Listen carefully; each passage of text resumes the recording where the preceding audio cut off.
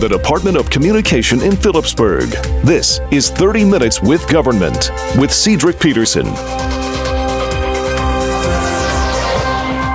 Hello and welcome to this edition of 30 Minutes with Government. I'm Cedric Peterson.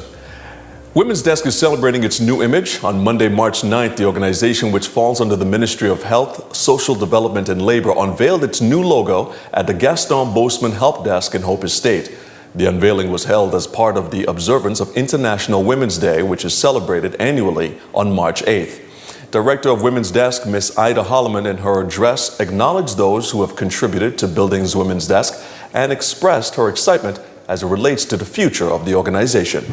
Today, as we continue with the observation of International Women's Day throughout the month of March, as proclaimed by UN, we at Women's Desk are extremely excited and committed to what is yet to come, and on behalf of women locally and internationally.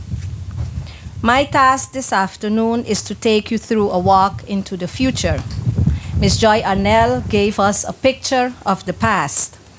And I have to stop here for a moment because whenever I involve in specifically Women's Desk activity, I see the face of Joy in front of me. And she many times doesn't know how much influence she had on me. Because I remember at 10-10-10 with the whole new structure of the department, moving into VSA, and all what had to happen, Joy and myself had a deep conversation. And she looked at me and she said, "It's dead. Not this way. It can't continue." And I made a solemn commitment and promise to her. I said, "It must live on. It must live on for all those who went before me." And it's not about me. It's not about Women's Desk today, but it is about the people of St. Martin in general. So Joy, this one today, the unveiling, and so many other things is for you. I remember that moment. As I said earlier, my task this afternoon is to take you through a walk into the future. However, permit me to stop and reflect just for one moment at the accomplishment thus far, specific persons that also played a major role in our celebrating today. And we heard from Elencia and those we acknowledge, but there are more also. We try not to leave anybody out. And if we do, our apologies. I am a firm believer that you cannot build on something without being knowledgeable and even mindful of the foundation that you are anticipating will hold up that which you intend to build. As one who has been long enough in the civil service apparatus, I want to add to the list of those that contributed also to the success of Women's Desk the Honorable MPs Sarah Westcott-Williams and Cornelius de Weaver that is here present. In addition, of course, to the late Mr. Lynch.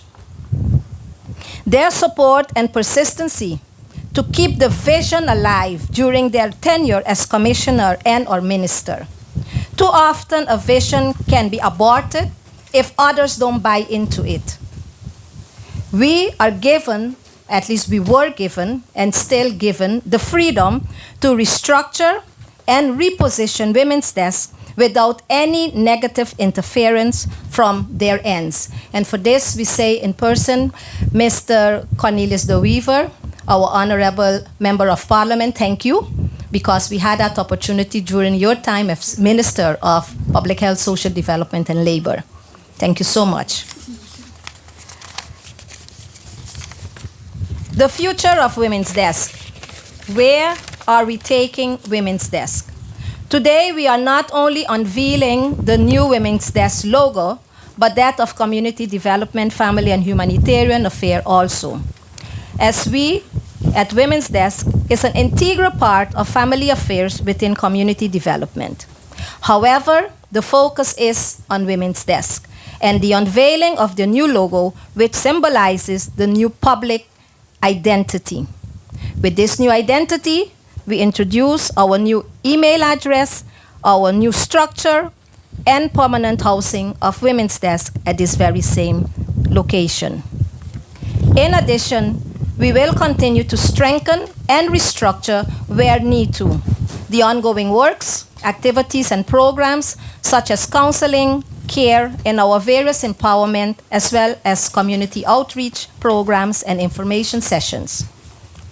New initiatives and programs that we will embark on are more advocacy against societal ills, and we make reference to women, children, and families.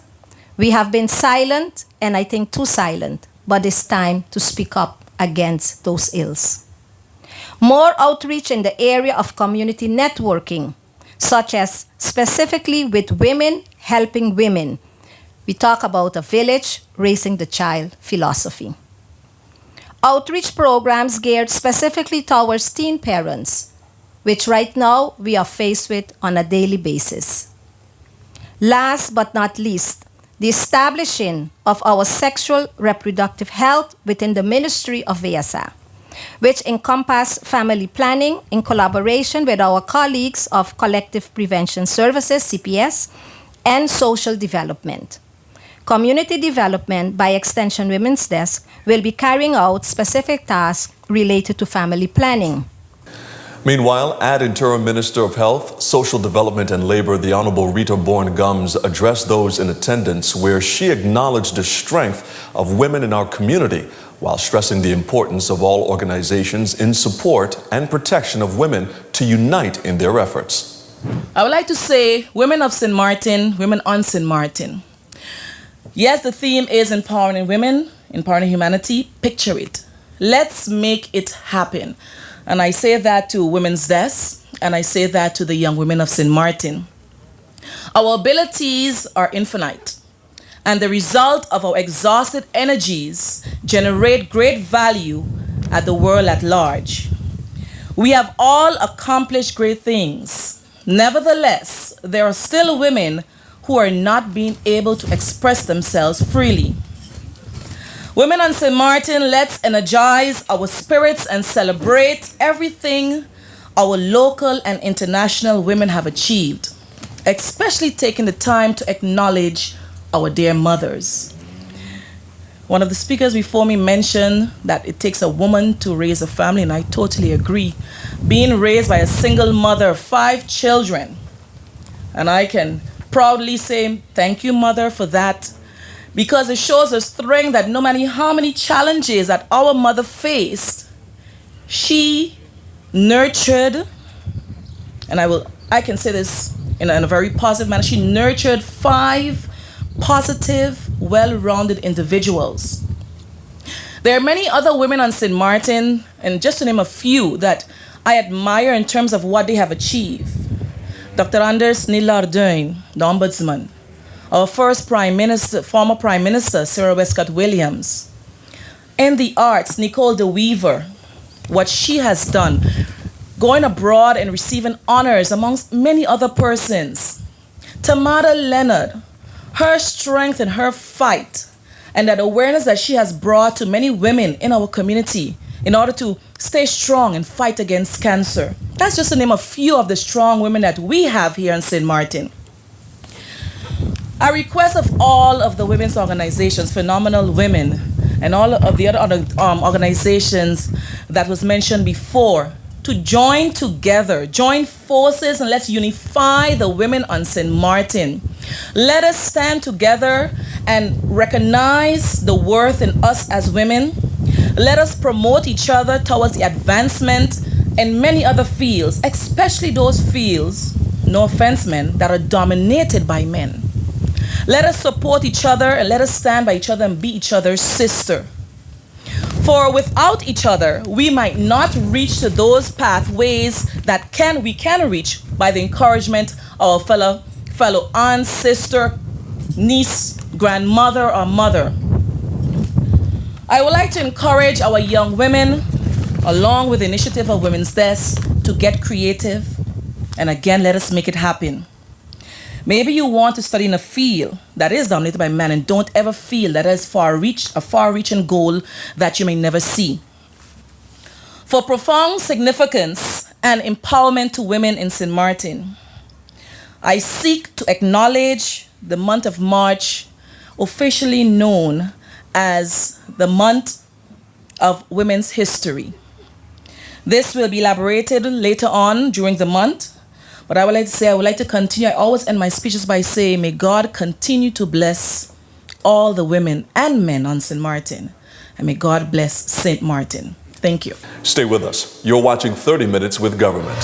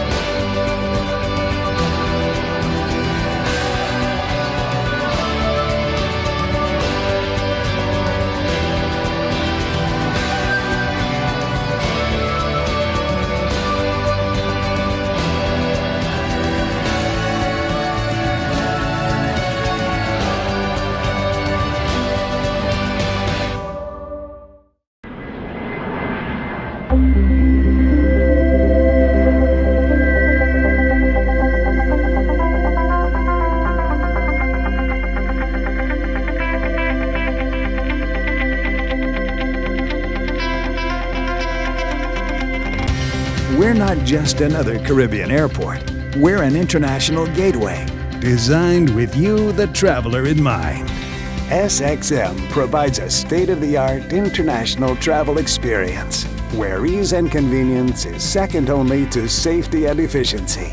At SXM, we're taking travel and tourism to new heights. Here we boast spacious check-in areas, 10 passport control points, comfortable departure lounges, and an exciting new airport mall. Finally, there's an airport in the Caribbean that takes your travel plans as seriously as you do.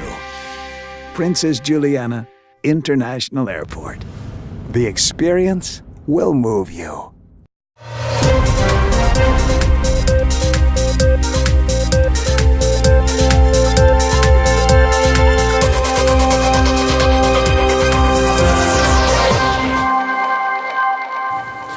The St. Martin Police Department, with the Public Prosecutor's Office, will be taking its zero-tolerance policy to a new level during the Carnival celebrations this year in an effort to provide the best safety and security for residents and visitors alike. The announcement was made at a press conference called on Wednesday, March 11th, where the Chief Prosecutor, Mr. Tonman, explained a new feature of the policy which will mandate that anyone found in offense of the law to pay the fine immediately. Well, in essential, it's the same policy as we had in last year's, as far as we're talking about the more heavy crimes, misdemeanors that we're going to meet.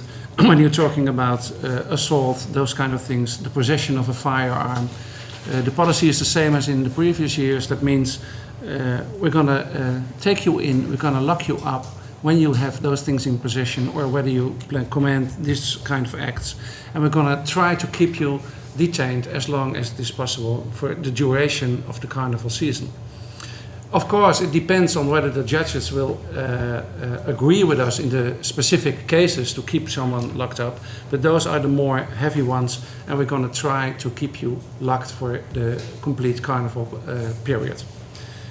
What's new is that we also decided on some offenses to give the opportunity to pay a fine immediately. And if you don't pay a fine immediately, you're going to get it indicted for the session on the 3rd of June. This is a court session that we're going to hold with all those cases where people get an indictment and don't pay the fine first. We have some specific things about also not listening to commands of the police, assaulting, fighting, possession of illegal drugs, those kind of things. We have decided which fines we're going to impose on those acts. And if you don't pay them immediately, then you're going to get either, if it's concrete and heavy enough, we're going to also try to keep you locked up as is possible. But if you don't, if the fact isn't heavy enough, you're going to get an indictment also for the court session on the 3rd of June. Honorable Minister Clara Connor visited the Methodist Agogic Center St. John's campus and spoke to the 3rd grade students of Campus 1 and 2 about tourism and how it affects their lives. The visit, which took place on Wednesday, March 11th, is in keeping with the ministry's vision, which is to create greater awareness and understanding about the industry and the importance to the economy and, by extension, the citizens. Minister Connor was very impressed with the knowledge the students have about tourism and how it contributes to the island. The students were very eager to answer questions posed by Minister Connor during his visit. In a press release issued on Thursday, March 12th, Minister Connor commended the MAC for including tourism in their curriculum and by providing teachers and students with the information about this very important industry. Minister Connor further stated that what better place to start than with those who are expected to take up the baton in the near future. Tourism is indeed everybody's business. The minister presented a booklet on tourism and a goodie bag to the students and teachers. In return, the MAC Grade 3 students presented Minister Connor with a token of appreciation for visiting their school. It is the intention of the minister going forward to visit the other schools in the coming weeks ahead.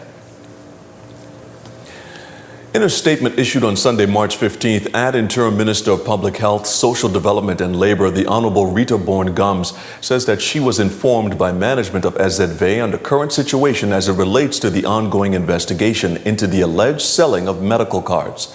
Minister Bourne-Gums was assured that the matter is being addressed with urgency and that the consequences will match the misconduct.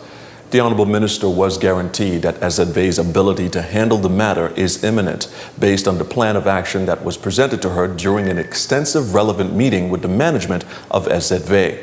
The management has promised to keep the minister updated during and after the investigation. Stay with us. You're watching 30 Minutes with Government.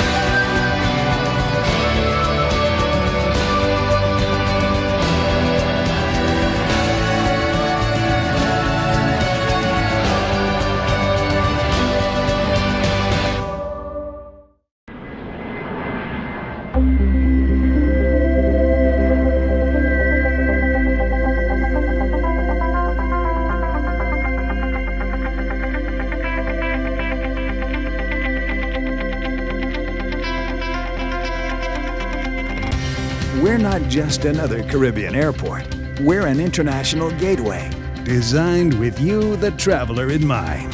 SXM provides a state-of-the-art international travel experience, where ease and convenience is second only to safety and efficiency. At SXM, we're taking travel and tourism to new heights. Here we boast spacious check-in areas, 10 passport control points, comfortable departure lounges, and an exciting new airport mall. Finally, there's an airport in the Caribbean that takes your travel plans as seriously as you do. Princess Juliana International Airport. The experience will move you.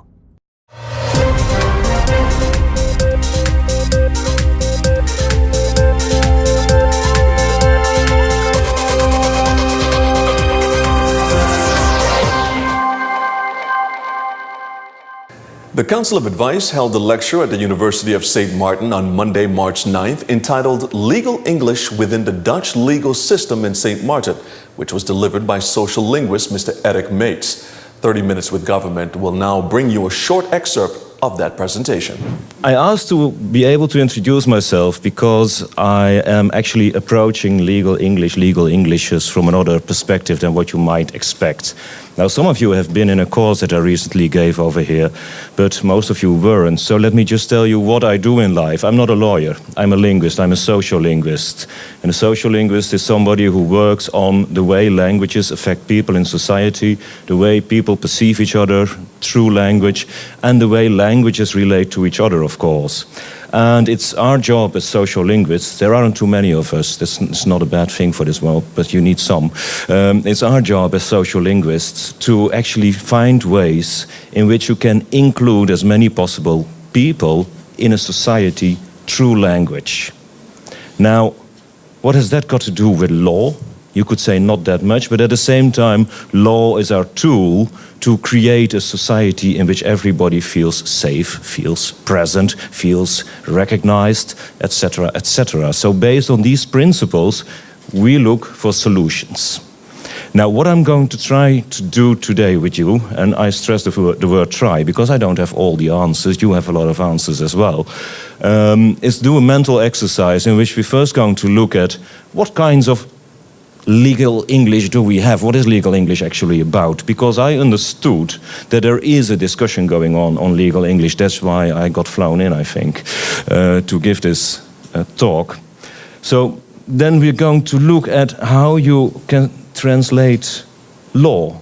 How can you look at the characteristics of legal English? What are you going to do then with it, and how are you going to work with translators if you want to work with legal English, because sometimes it's a little bit awkward to do that all by yourself.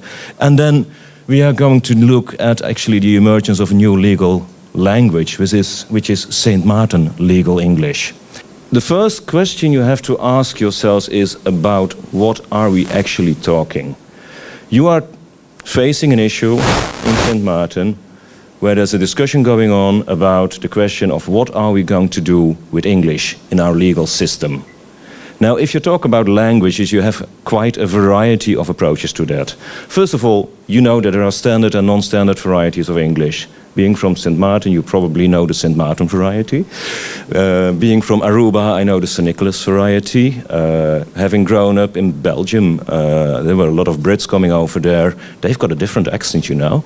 And so there are a lot of varieties there. And when we're talking about legal Englishes, then you get even more varieties. You have all those varieties of English, and actually in St. Martin we're also talking about a specific kind of legal English, because we're talking about a legal English in a national multilingual context. Legal English within the Dutch legal system in St. Martin, truly an interesting topic to follow. The Department of Communication will bring you the extended version of that lecture in a subsequent broadcast. Our final story tonight highlights an in-depth interview with the Ombudsman, Dr. Nilda Arduin. St. Martin is now approaching half of a decade since becoming an autonomous country within the Netherlands, and the Office of the Ombudsman is one of the institutions that have grown over the past 4, now going on 5 years. Dr. Arduin spoke to us about the 4-year journey, where she highlighted the strides her institution has made. Of course, 2010 was a very short year because we only had 3 months. However, we hit the ground running.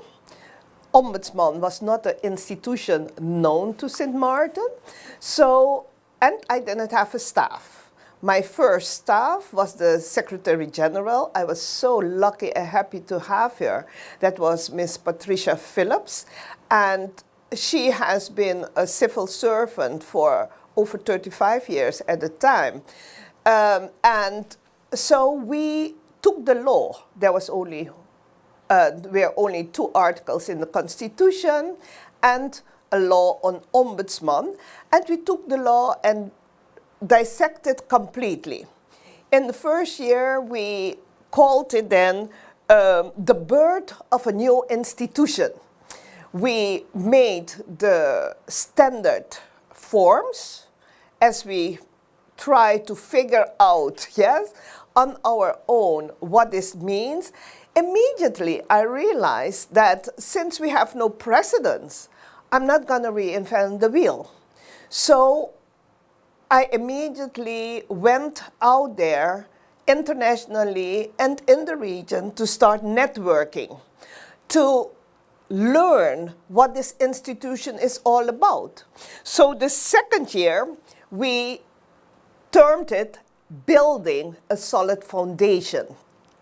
In that year, we put together all that we need to move forward. As I said, networking was very high on the agenda.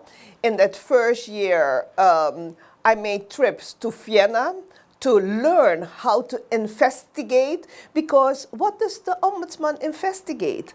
Propriety. Propriety is a word not used in our community. Propriety means proper conduct. We investigate if in the relationship between government and the citizens, if government acts properly. So that was establishing the foundation. The year after, 2012, we termed it Focus on the Building Blocks. We knew now what we were looking at, and we made a strategic plan in 2011. We compiled a handbook, putting together all laws and procedures that we need for the institution, and we start building on it, having the proper staff, having our infrastructure in place. And then lastly, in 2013, we continued to work on finalizing the home, completing it. So 2013, we worked towards completing the structure. That is saying in short terms. However, there were some cardinal points that we still had to do, and my report of 2013 was named Completion Pending Finalizing the Punch List. And in 2014, we finalized the punch list. And this year, we are really breathing and operating from a perspective to step up our game. The full-length interview with the Ombudsman Dr. Nilda Arduin can be seen during the upcoming DCOMM program Inside Government, which will air in a subsequent broadcast. That brings us to the end of this edition of 30 Minutes with Government. For video on demand of this and all DCOMM programs, we invite you to visit our official website, stmartingov.org. On behalf of the government of St. Martin and all of us here at the Department of Communication, I'm Cedric Peterson. Thanks for watching.